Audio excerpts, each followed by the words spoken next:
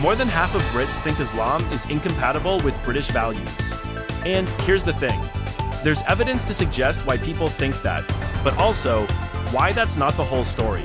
A recent poll says 53% of people in the UK believe Islam and British values can't coexist. Imam Saba Amidi says that view comes from misunderstanding Islam. Guardian writer Zoe Williams called the results stunning, blaming Islamophobia. But here's the uncomfortable truth. Some ideas preached in British mosques really are at odds with British values.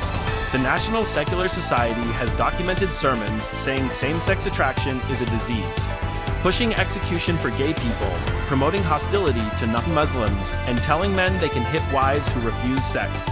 The poll also found 49% think Muslim women wear the hijab because of community pressure only. 26% think it's a personal choice. Williams found that depressing. But there are mosques telling men to command daughters to wear hijab, that women who refuse are under Satan's influence, and that husbands should take a stern approach if wives won't cover. That's not an atmosphere free of pressure. Most institutions promoting this are registered charities, meaning tax benefits, and sometimes even direct state funding. In 2023, Green Lane Masjid was due to get a £2.2 million grant before the government pulled it over the mosque's history of hosting misogynistic, homophobic, and anti-Semitic speakers. And it's not just Islam. Christian groups have pushed similar intolerance. But we also have to remember, many Muslims ignore the hardline teachings, just like Christians once did. Many British Muslims reject the extreme parts of Islam and embrace the parts that fit life here. We saw that when some Muslim families backed teacher Andrew Moffat against hardline protests for teaching LGBT tolerance. Still, MI5 calls Islamist terrorism the most significant terrorist threat by volume. In the UK, and some crimes anti-Semitic attacks, violence against women are tied to religious and cultural narratives from within certain Muslim communities. This poll was commissioned by the Ahmadiyya Muslim community, liberal, pro-UK, and big on integration. But Ahmadis face persecution from other Muslims, with some UK mosques pushing anti-Ahmad hate sometimes. As registered charities, here's the bigger problem. Government and public bodies often treat hardline clerics as the voice of Muslims. That silences reformers, minority Muslim groups, ex-Muslims, and ordinary Muslims who want a version of Islam that works with British values. Example, in 2022, radical Imam Omar Abdallah Mansour made death threats against a moderate imam for blasphemy. Police told the victim to avoid mosques. No action taken, he's now hiding abroad. If mistrust of Islam turns into prejudice against Muslims, everyone loses. Mass arrests and heightened tensions in London as ban on Palestine action sparks major protests. More than 150 people were arrested in central London during the largest demonstration linked to the recently banned Palestine Action Group. The Metropolitan Police mobilized officers from across the country to manage a significant policing presence mid-weekend packed with protests. Despite police warnings, hundreds gathered in Parliament Square for a rally organized by Defend Our Juries, holding placards referencing the prescribed group. Since the ban was enacted under the Terrorism Act 2000, supporting Palestine action has become a criminal offense, punishable by up to 14 years in prison. The Home Office was quick to stress that this ban targets only a narrow organization, not the thousands across the UK who continue to exercise their democratic right to protest. Freedom to protest is a cornerstone of our democracy, and we protect it fiercely, a government spokesperson said.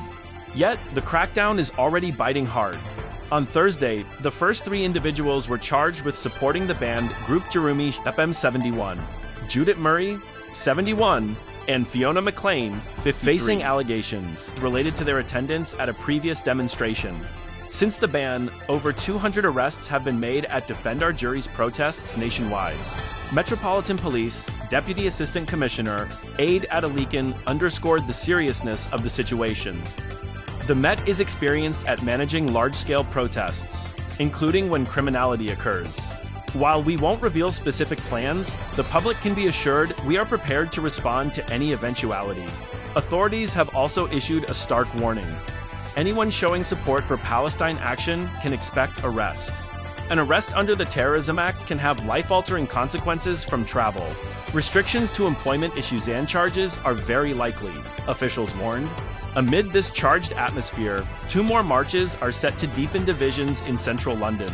The Palestine Coalition will march from Russell Square to Whitehall, followed by speeches, while the pro-Israeli group Stop the Hate will hold a separate demonstration on consecutive days, underscoring the city's heightened political tensions.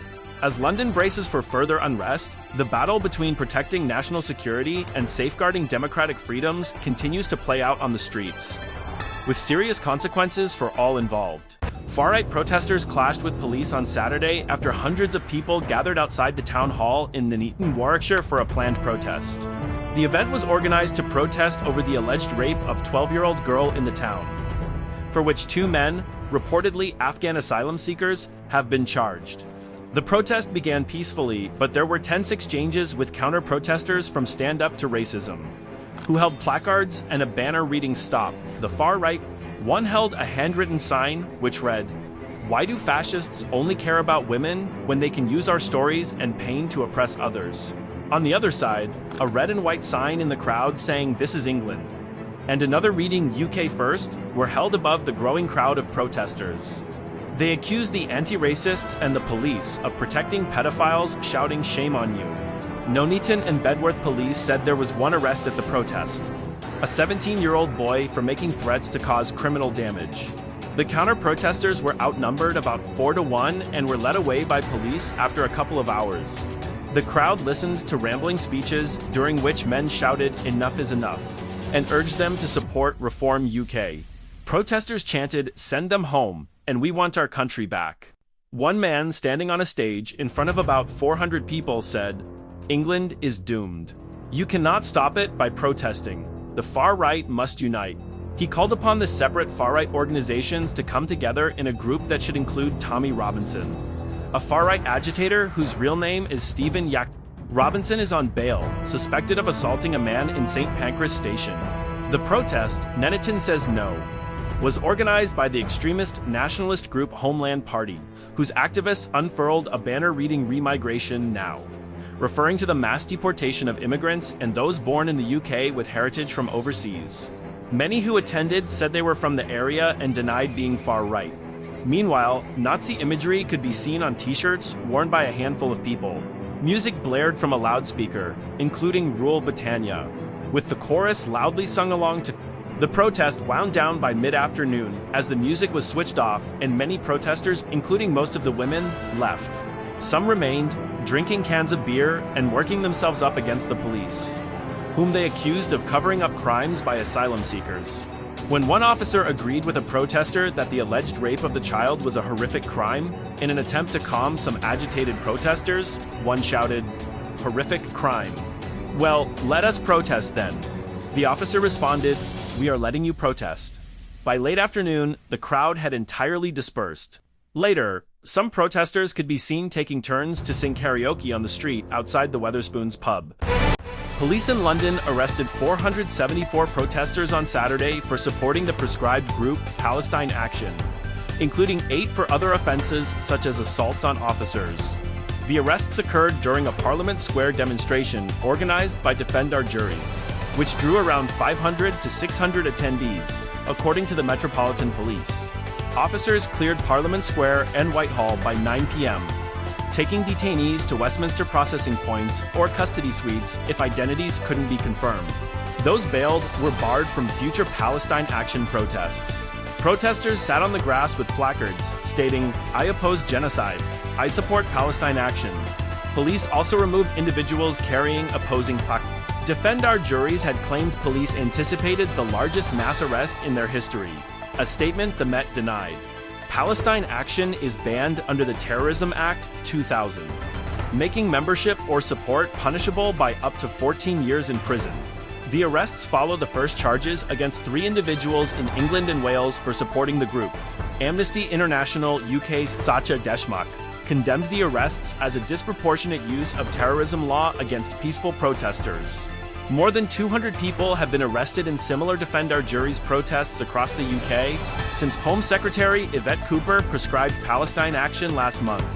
Cooper thanked police for facilitating peaceful demonstrations while addressing those who crossed into criminality, stressing the group's history of violence, injuries, and criminal damage. and citing security assessments that it prepares for terrorism, Deputy Assistant Commissioner Aid Adalikin warned of the serious, long-term consequences of arrests under terrorism laws and confirmed significant policing resources for the weekend's events, which also include marches by the Palestine Coalition and pro-Israeli group Stop the Hate, plus the Community Shield football match. Police from other forces have been deployed to London to assist. Foreign criminals will face immediate deportation after receiving a custodial sentence. Under new plans announced by the Justice Secretary, under the proposals, those who are given fixed-term sentences could be deported straight away and would be barred from re-entering the UK. The decision over whether they go on to serve their sentences abroad would be up to the country they are sent to. The Ministry of Justice Moj told the BBC, "In theory, this means that some criminals may be able to walk free upon arrival in their destination country. Foreign offenders make up around 12% of the prison population, with prison places costing £54,000 a year on average, according to the government." It says the new powers would save money for British taxpayers and protect the public. Those serving life sentences, such as terrorists and murderers, will serve their full prison sentence in the UK before being considered for deportation, it said. Once a custodial sentence is handed down by a judge, the decision over whether someone will be deported will fall to a prison governor, the Moj said. Authorities would retain the power to keep criminals in custody if, for example, they were planning further crimes against the UK's interests or were seen as a danger to national security. The Ministry of Justice told the BBC that its definition based on the conditions laid out in the Nationality, Immigration and Asylum Act. If passed, the new powers could be applied to those already in prison, meaning the government could begin deportations immediately. As of January 2024, there were about 10,400 foreign nationals in the prison system. Justice Secretary Shabana Mahmood said that foreign criminals would be sent packing if they abuse our hospitality and break our laws. This government is taking radical action to deport foreign criminals as part of our plan for change. Deportations are up under this government, and with this new law, they will happen earlier and faster than ever before, she said. Shadow Justice Secretary Robert Jenrick criticized the plans, warning that some countries may refuse to take in those who are deported. If countries won't take back their nationals, Starmer should suspend visas and foreign aid. His soft-touch approach isn't working, he said. The announcement comes after a tweak in the law in June, expected to come into force in September, meaning prisoners would face deportation 30% into their prison sentence rather than the current 50%. The government will now need Parliament to greenlight its proposal to bring this down further to 0%. In the Jaguars' preseason opener versus the Steelers, rookie kicker Cam Little drilled a 70-yard field goal as the first half expired. Yes, 70 yards would have smashed Justin Tucker's NFL record of 66. If it were a regular season game, Little admitted there was a little bit of doubt, but said training camp prepared him for it. "We attempted a lot of long field goals. Adrenaline's a beautiful thing." The ball cleared the crossbar by 3 to 4 yards, sending teammates into a wild celebration. Chest bumps, fist pumps, and all. Little, a 6th-round pick out of Arkansas, nailed 27 of 29 last year and already hit a 59-yarder to tie the Jaguars' record. But this one made NFL history. Even if it doesn't go in the books, 70 yards, no dome, no problem. Israel's Prime Minister Benjamin Netanyahu is defending his controversial plan to take control of Gaza City. Despite mounting global criticism and UN warnings of another calamity and starvation, pure and simple, Netanyahu told journalists in Jerusalem that seizing Gaza City is the best way to end the war quickly. The plan, approved last week, faces backlash both inside Israel and abroad. At an emergency UN meeting, officials warned the move could make Gaza's humanitarian crisis even worse. Unofficial Miroslav Jenka said it could cause further displacement, killings, and destruction. Gaza's health ministry says more than 200 people, including 100 children, have died from malnutrition. In one day alone, 26 Palestinians were killed while waiting for aid. The UN says more than 1,370 people have been killed seeking food since late May. Netanyahu denies Israel is using starvation as a weapon, blaming Hamas for much of the violence and accusing the media of lies. Families of hostages and tens of thousands of protesters marched in Tel Aviv against the plan. Military leaders are divided, but the U.S. has not opposed the operation. Israel says 70 to 75% of Gaza is under its control. With Gaza City and Al-Mawasi as the last Hamas strongholds, Netanyahu says the operation will begin fairly quickly. Britain warns the plan will prolong the conflict. Algeria calls for sanctions. The U.S. says Israel has the right to decide how to deal with Hamas. Gaza's health ministry says at least 61,000 Palestinians have been killed since the war began. Most of them civilians, not counting thousands still under rubble. With the world divided, Gaza's civilians remain trapped between war, hunger, and a fight with no clear end in sight. An English backpacker has admitted to accidentally hit a father of two while riding an e-scooter drunk in Australia. 25-year-old Alicia Kemp from Worcestershire hit 51-year-old Than Fan in Perth's city centre on May 31st. Fan suffered a brain bleed and died days later in hospital. The crash triggered a national debate on e-scooter safety, and Perth, along with other cities, shut down hire services indefinitely. Kemp appeared in court by video from prison, pleading guilty to dangerous driving, causing death under the influence. The charge carries up to 20 years in prison. She's back in court on October 31st for sentencing. In Western Australia, e-scooter riders must be over 16, wear a helmet, ride sober, and carry no passengers. Deadly broccoli sandwiches in Italy? One man is dead, 9 more in intensive care after a botulism outbreak in southern Italy. 52-year-old artist Luigi Di Sarno collapsed after eating a sandwich from a food truck in Cosenza. 2 teenagers and 2 women in their 40s are among the other victims. Botulism is rare, but deadly. It attacks the nervous system, can cause paralysis, and without treatment, it can kill. Authorities say the culprit may be broccoli preserved in oil. Both the product and the food truck have been seized, and antitoxin serum is being rushed across Italy. Health officials warn, the biggest risk is from homemade preserves in oil or vacuum-packed. But even industrial food isn't 100% safe. D. Sarno's family says he was discharged from hospital still feeling ill and tragically died on the way back. This comes just weeks after a botulism outbreak in Sardinia from contaminated guacamole. Botulism doesn't forgive mistakes. Store food safely. Over 500 arrested in London for supporting Palestine action. What happens now? Most were arrested in Parliament Square after holding signs like "I oppose genocide," "I support Palestine action." The charges, mostly under Section 13 of the Terrorism Act, that's the lower tier. If convicted, they face up to 6 months in jail or a £5,000 fine. But some were charged under Section 12, which carries a maximum 14 years in prison. Everyone's out on bail, but banned from future protests. Police are building cases, and trials could be in magistrate's court. Or, for the serious charges, in front of a jury at Crown Court. A terrorism conviction never becomes spent in the UK. It stays on your record for life. That can mean losing your job, being banned from certain countries, or, for doctors, even being struck off the medical register. One legal challenge could still overturn the government's ban on Palestine action. But until then, hundreds of people could be facing criminal trials and life-changing consequences. England's 4th heatwave of the year is here, and it's brutal. Amber heat alerts in the Midlands, London, East Anglia, and the Southeast. Water shortfalls now nationally significant. Harvests failing. Livestock feed running out. Wildfires on the rise. Millions under hosepipe bans as water companies leak billions of liters.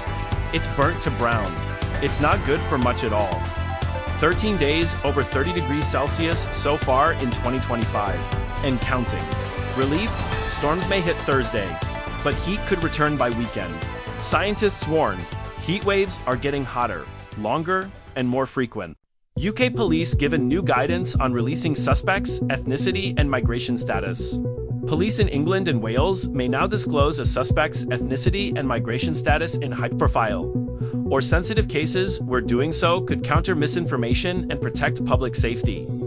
Under new guidance from the National Police Chiefs Council, NPCC, and the College of Policing, the move follows criticism over claims police covered up the backgrounds of 2 Afghan men charged in connection with the alleged rape of a 12-year-old girl. Supporters of the change say transparency can help curb false narratives, while critics warn it risks fueling prejudice. Under the guidance, forces can release such details when there is a clear policing purpose. For example, if false information about a suspect's background is spreading widely, or if there is significant public interest in the case, the Home Office will decide on confirming immigration status in all the circumstances. The guidance notes, the issue gained urgency after last summer's Southport killings, when failure to clarify the offender's identity allowed dangerous fictions to spread, triggering riots. Far-right groups falsely claimed the killer was a Muslim asylum seeker. Jonathan Hall, KC, the UK's independent reviewer of terrorism legislation, said it would have been far better for authorities to have shared accurate details at the time. Deputy Chief Constable Sam Dorea, NPCC lead for communications, added, disinformation can take hold in a vacuum. It's good police work to fill that vacuum with facts. Former Chief Crown Prosecutor Nazir Afzal cautiously welcomed the policy, citing low public trust and the need for case-by-case decisions. Warwickshire's Police and Crime Commissioner, Philip Secombe, has also backed national consistency. The change follows Home Secretary Yvette Cooper's call last week for forces to release ethnicity details in major cases. While forces are already encouraged to publicize serious charging decisions, the NPCC said each decision will still require legal and ethical assessment. Ahmad Mulikal has been charged with rape and Mohammed Kabir with kidnap and strangulation. In the case that reignited debate over police transparency, the UK Treasury is exploring changes to inheritance tax ahead of the autumn budget as a £40 billion gap looms between revenue and spending. Officials are looking at tightening rules on gifting, including a possible cap on lifetime gifts and changes to the taper relief system, which currently reduces tax on gifts made 3 to 7 years before death. Right now, fewer than 1 in 20 estates pay IHT WET, with an average effective rate of 13%, but frozen thresholds mean more estates will be caught over time. Labour says it won't raise taxes on working people, so wealth taxes like IHT and capital gains tax are under review. Rachel Reeves has defended higher taxes on large farm inheritances, saying those with more than £3 million to pass on should contribute. Other options on the table: raising capital gains tax slightly, reviewing pension loopholes, and tightening agricultural and business property relief. The goal: tap into a massive transfer of wealth from baby boomers without driving investment out of the UK. Manchester arena bomb plotter Hashem Abedi has been charged with 3 counts of attempted murder. It comes after 4 prison officers were injured in an attack at the maximum security prison, HMP Franklin in Durham, on the 12th of April. Abedi has also been charged with 1 count of assault, occasioning actual bodily harm, and 1 count of unauthorized possession of a knife or offensive weapon. Counter-Terrorism Policing North East has said it carried out a thorough investigation of the incident with Durham Constabulary and HMP Franklin. He remains in prison and is due to appear at Westminster Magistrates Court on the 18th of September. 3 prison officers were taken to hospital with serious injuries following the incident. A U.S. woman flew thousands of miles, not for a holiday, but for a hit job in the UK. 45-year-old Amy Betro arrived at Manchester Airport in August 2019. Her target? Sikander Ali, part of a bitter Birmingham family feud. She waited in a Mercedes outside his home, gun in hand, when Ali pulled up. Betro aimed and fired, but the gun jammed and Ali sped away. Minutes later, she taunted him by texting, "Where are you hiding? You're lucky it jammed." Hours later, she came back, firing 3 rounds into the family's front windows. The car was dumped, but they found a glove with her DNA. Prosecutors say Betro was part of a revenge plot by Mohammed Aslam and his son, Mohammed Nazir, who she'd met on a dating app. The feud started a year earlier after a fight at a clothing boutique. Both men were jailed last year, Nazir for 32 years, Aslam for 10. Betro fled to Armenia, but UK police, the FBI, and Armenian authorities tracked her down. Extradited earlier this year, she claimed the woman on CCTV was another American, but the jury didn't buy it. After 21 hours of deliberation, she was found guilty of conspiracy to murder, possessing a pistol, and smuggling ammo. Her sentence will be decided August 21st. Sometimes, it's pure luck that a bullet never leaves the barrel. A chlorine gas leak at Guy's Hospital in London sent 9 people for treatment this morning, with 4 rushed to hospital. The drama started just before 9 a.m. when chemicals accidentally mixed in a plant room, creating toxic gas. 150 people were evacuated as fire crews swept the building, checking for dangerous levels.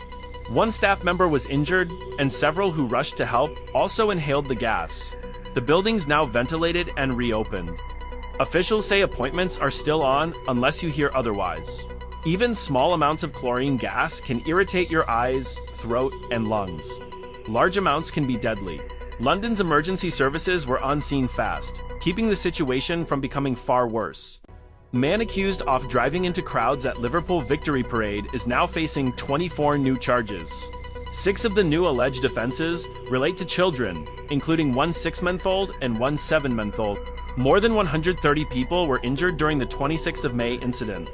As hordes of fans celebrated Liverpool FC's title win, a man accused of driving into crowds at Liverpool FC's title parade faces 24 new charges. More than 130 people, including children, were injured when Paul Doyle allegedly drove his Ford Galaxy vehicle into hordes of fans at the celebrations on the 26th of May.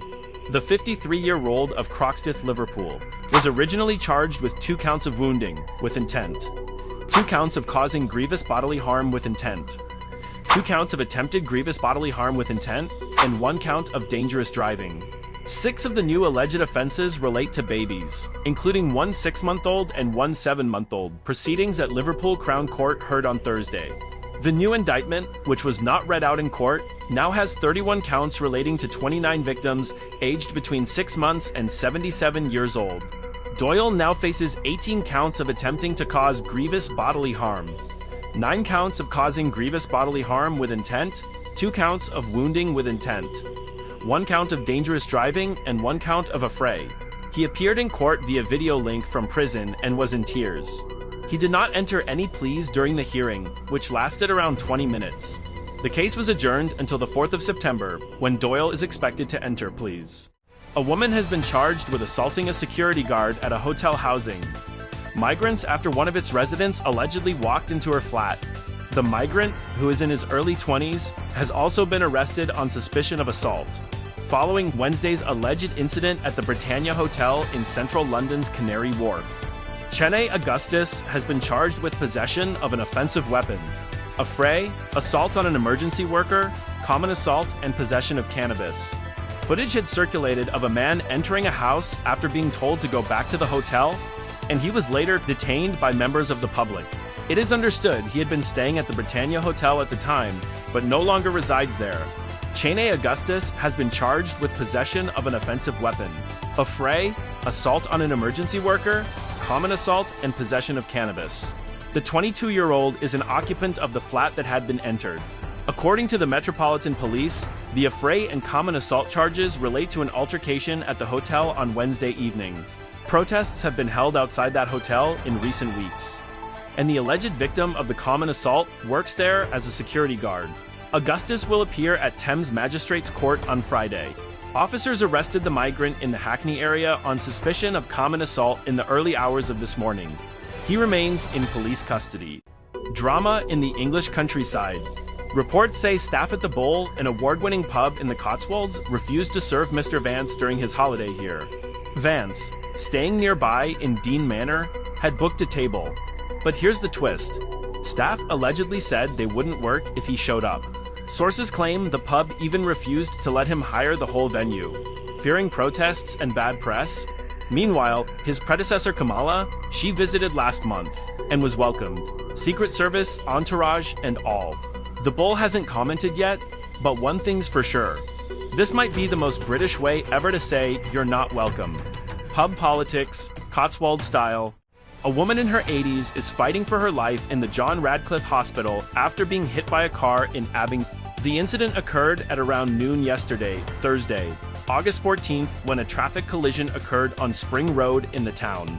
A pedestrian was struck by a car and was then rushed to John Radcliffe Hospital via an air ambulance with life-threatening injuries.